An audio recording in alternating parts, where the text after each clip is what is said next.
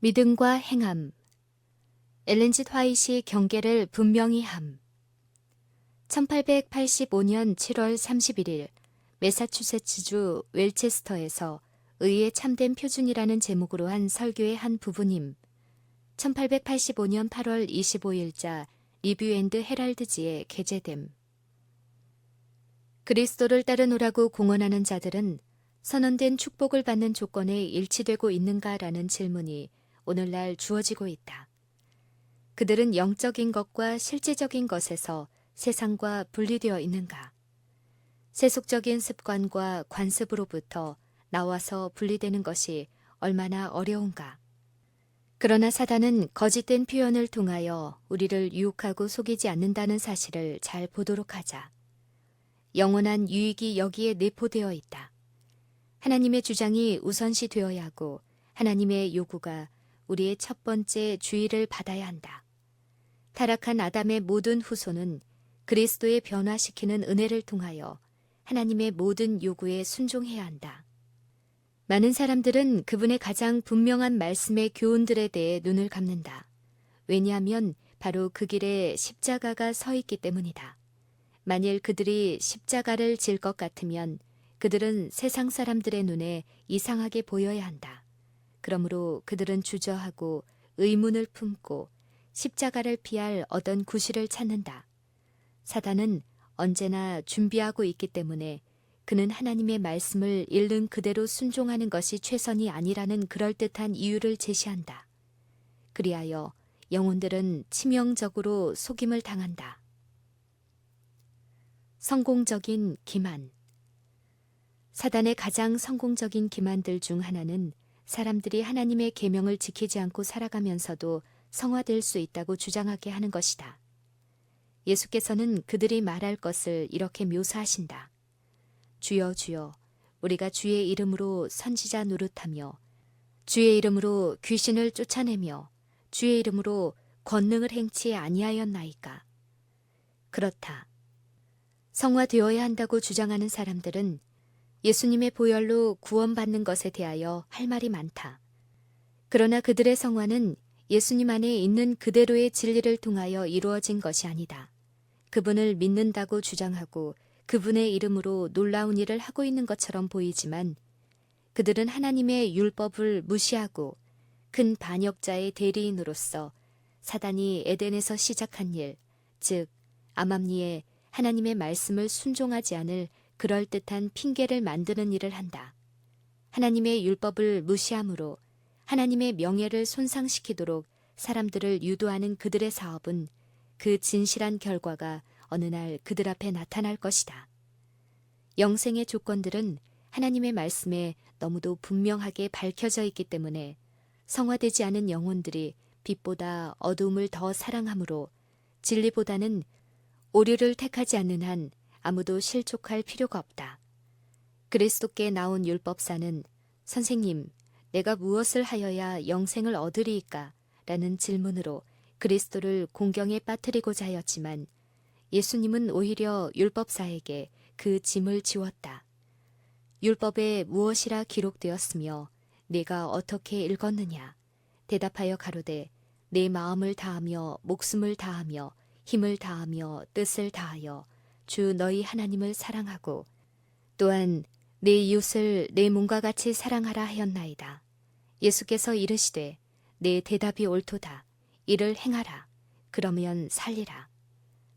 이 말씀은 우리 각 개인의 경우에도 해당된다. 우리는 그 조건에 즐겨 일치되고자 하는가? 우리는 하나님께 순종하고 그분의 계명을 지킬 것인가? 우리는 말씀을 듣는 자일 뿐만 아니라 행하는 자가 될 것인가?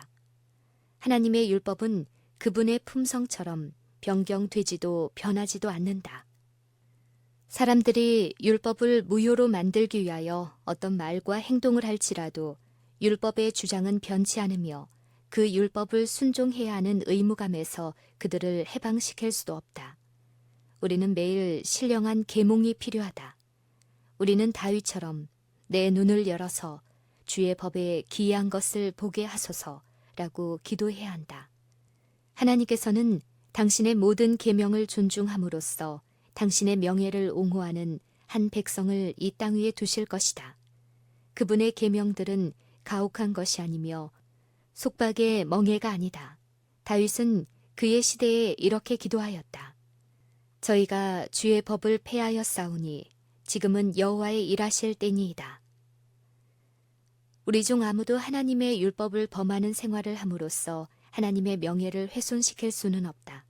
성경을 소홀히 여기고 세상의 보화를 추구하는데 우리 스스로를 바치는 것은 측량할 수 없는 손실이다. 오직 영혼만이 많은 사람들이 영혼의 손실, 영원한 부의 손실을 당하면서 세상의 명예와 세상의 이득을 얻기 위해 치른 큰 희생을 드러내줄 것이다. 그들은 하나님의 생명으로 헤아려지는 그 생명을 소유할 수 있었다. 왜냐하면 예수께서는 그들이 고난한 하늘의 평가로 가난하고 가련하고 공고하게 헤아려지지 않도록 하기 위해 하늘의 축복과 보화를 그들이 소유할 수 있는 범위 내에 가져다 주고자 돌아가셨기 때문이다. 계명을 범한 자로서는 아무도 들어갈 수 없음. 진리의 빛을 가지고 있는 어떤 사람도 하나님의 계명을 범한 자로서는 하나님의 도성에 들어갈 수 없다. 그분의 율법은 하늘과 땅에서 하나님의 나라의 기초가 된다.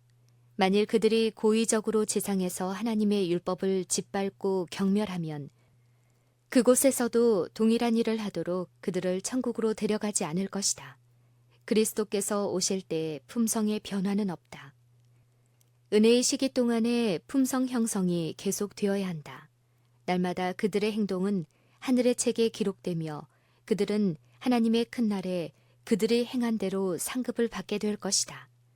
그때 누가 축복을 받는지 알려질 것이다. 그의 두루마기를 빠는 자들은 복이 있으니 이는 저희가 생명나무에 나아가며 문들을 통하여 성에 들어갈 권세를 얻으려 함이로다. 하나님의 율법에 대항하는 자들은 하나님 자신을 대항하여 싸우고 있다. 계명을 지키는 하나님의 백성들에 대해 가장 큰 비난을 품은 많은 자들이 거룩하고 죄 없는 삶을 살고 있다고 가장 크게 자랑한다. 이 사실은 오직 한 가지 길에서만 설명될 수 있다. 곧 그들은 그들의 품성의 결함을 스스로 찾아내어 보게 해주는 거울을 가지고 있지 않다.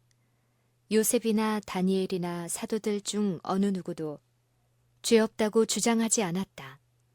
하나님과 가장 가까이 살았던 자들, 하나님께 고의적으로 죄를 지키보다는 자신의 생명 자체를 희생하고자 했던 자들, 하나님께서 신령한 빛과 능력으로 명예롭게 했던 자들은 그들 스스로를 하나님의 큰 은총을 받기에 무가치한 존재임을 시인하였다. 그들은 자신의 연약함을 느끼고 그들의 죄 때문에 슬퍼하고 예수 그리스도의 모본을 따르고자 노력하였다. 다만 두 부류, 순종하는 자와 불순종하는 자. 세상에는 순종하는 하나님의 자녀와 불순종하는 자 두 부류만 있게 될 것이다. 어떤 경우에 그리스도께서는 당신의 청중 앞에 심판의 사업을 제시하셨다. 인자가 자기 영광으로 모든 천사와 함께 올 때에 자기 영광의 보좌에 앉으리니 모든 민족을 그 앞에 모으고 각각 분별하기를 목자가 양과 염소를 분별하는 것 같이 하여 양은 그 오른편에 염소는 왼편에 두리라.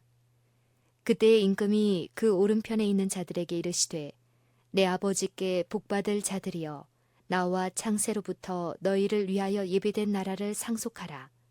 내가 줄일 때에 너희가 먹을 것을 주었고 목마를 때에 마시게 하였고 나그네 되었을 때에 영접하였고 벗었을 때에 옷을 입혔고 병들었을 때에 돌아보았고 옥에 갇혔을 때에 와서 보았느니라. 이에 의인들이 대답하여 가로되 주여 우리가 어느 때에 주의 줄이신 것을 보고 공개하였으며 목마르신 것을 보고 마시게 하였나이까. 어느 때에 나그네 되신 것을 보고 영접하였으며 벗으신 것을 보고 옷 입혔나이까. 어느 때에 병드신 것이나 옥에 갇히신 것을 보고 가서 배웠나이까. 하리니 임금이 대답하여 가라사대 내가 진실로 너희에게 이르노니 너희가 여기 내 형제 중에 지극히 작은 자 하나에게 한 것이 곧 내게 한 것이니라 하시고, 이와 같이 그리스도께서는 당신의 관심을 고통받는 인간의 관심과 동일하게 생각하신다. 그분의 자녀에게 기울인 모든 관심을 하나님 자신에게 직접 한 것으로 간주하신다. 오늘날 성화를 주장하는 자들은 자랑스럽게 앞으로 나와 주여, 주여, 우리를 알지 못하시나이까? 우리가 주의 이름으로 선지자 노릇하며 주의 이름으로 귀신을 쫓아내며 주의 이름으로 권능을 행치 아니하였나이까? 라고 말할 것이다.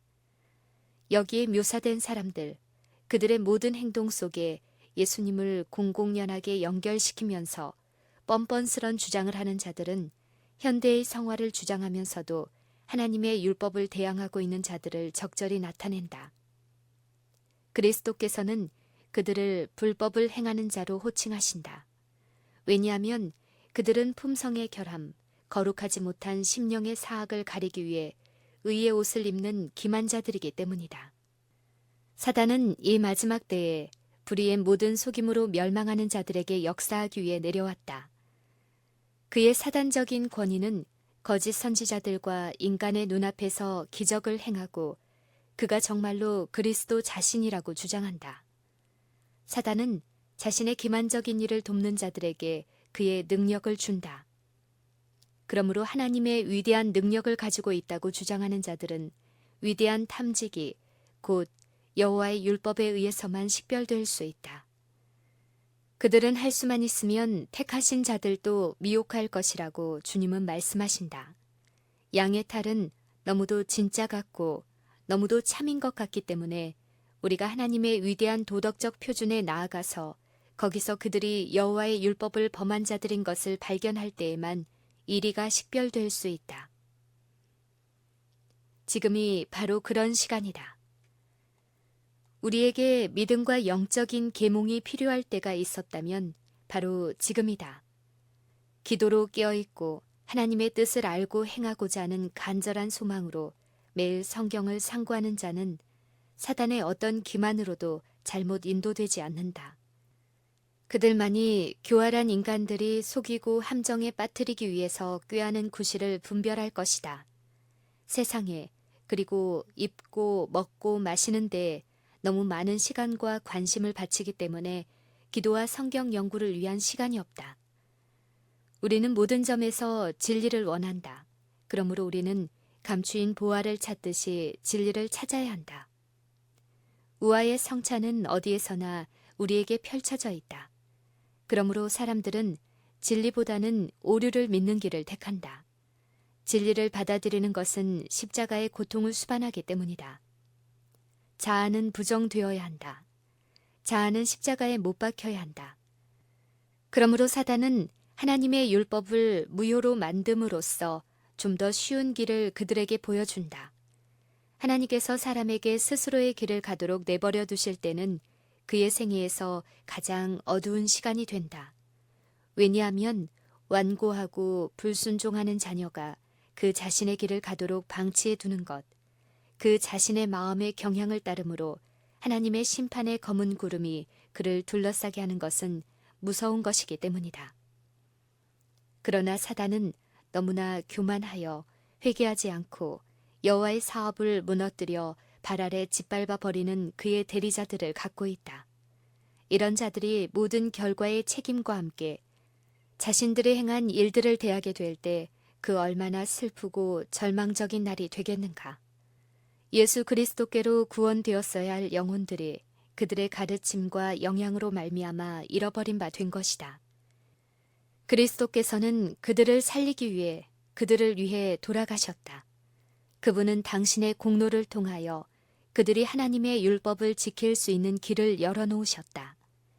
그리스도는 볼지어다 내가 네 앞에 열린 문을 두었으되 능히 닫을 사람이 없으리라.